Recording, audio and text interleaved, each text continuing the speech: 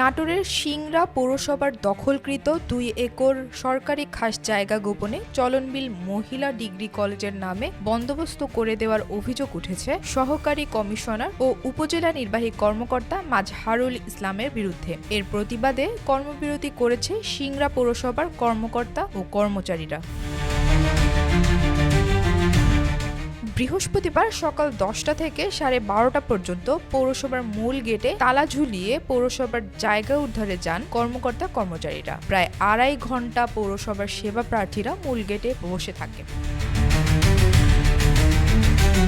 এখানে আসছি পরই হাটে, কারণ আমাদের বেতন হয়, যে বেতনটা দিয়ে আমাদের রোজি রোজগার হয় এখান থেকে, এবং আমরা এখান থেকেই আমাদের বেতন পেয়ে থাকি। মহিলা কলেজ শুনছি যে প্রধানের জায়গা 2 একর জায়গা নিয়েছে, এর জন্যে আমাদের অনেক অসুবিধা হবে বেতন হতে, যার কারণে আমরা অফিস বন্ধ করে এখানে সবাই আসছি। আমাদের এই সিংড়া পৌরসভার একমাত্র রাজস্বের 3 ভাগের 2 ভাগ আসে এই সিংড়া গোরহাট থেকে। আমরা বিগত বহুত ত্যাগ তিতিক্ষা করে অল্প অল্প করে এই গরুহাটটা এখন বর্তমানে উত্তরবঙ্গের মধ্যে একটা বৃহৎ একটা গরুহাট হিসেবে আবির্ভূত হয়েছে। 5ই আগস্টের পরে কিছু দুর্বৃত্তরা এই জায়গা দখল করে। আমরা পৌরসভার সকল স্টাফ এসে আমরা জায়গা উদ্ধার করি। বিভিন্ন মাধ্যমে জানতে পারছি যে, বিশ্বাস সূত্রে জানতে পারছি যে এই জায়গাটা পার্শ্ববর্তী মহিলা কলেজে খেলার মাঠ হিসেবে দেওয়া হচ্ছে। এটা যদি দেয় তাহলে আমাদের সিংড়ার পৌরসভার রাজস্ব এবং আমাদের স্টাফদের বেতন এমনিতেই প্রতি মাসে বেতন হওয়া আমাদের কঠিন হয়ে যায়।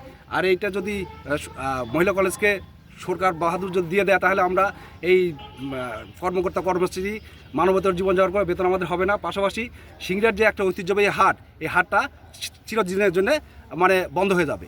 আমি তাই প্রশাসন মহোদয়ের কাছে বিনীতভাবে অনুরোধ জানাবো, এই জায়গাটা আমাদের পৌরসভার গোরহাট হিসেবে অবমুক্ত করে দিবেন, এবং পাশাপাশি আরও যে জায়গা আছে মহিলা কলেজ প্রয়োজন যদি হয়, পশ্চিম সাইডে যে অনেক জায়গা আছে সেখান থেকে মহিলা কলেজে আপনারা এই জায়গাটা তাদেরকে দিয়ে দেন। আমরা যেটা শুনতেছি যে মহিলা কলেজে পড়াতে এই সাইডে না দিয়ে যদি পশ্চিম সাইডে দেয় তাহলে আমার গোরহাটটাও উপযুক্তভাবে চলবে, আর মহিলা কলেজেরও এক্সটেনশন ওইদিকে হবে। কিছুদিন আগে দায়িত্বরত ছিল সিংড়া ভূমি অফিসের সহকারী কমিশনার মাজহারুল ইসলাম, উনি আমাদের প্রশাসকে নিযুক্ত আছে।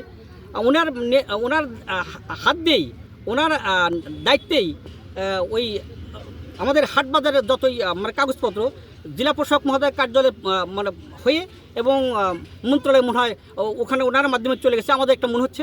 এই জন্য আমরা এই জিনিসটাকে সঠিকভাবে সুরাহা করার জন্য আমাদের বিশেষভাবে সকলের প্রতি অনুরোধ করা হলো।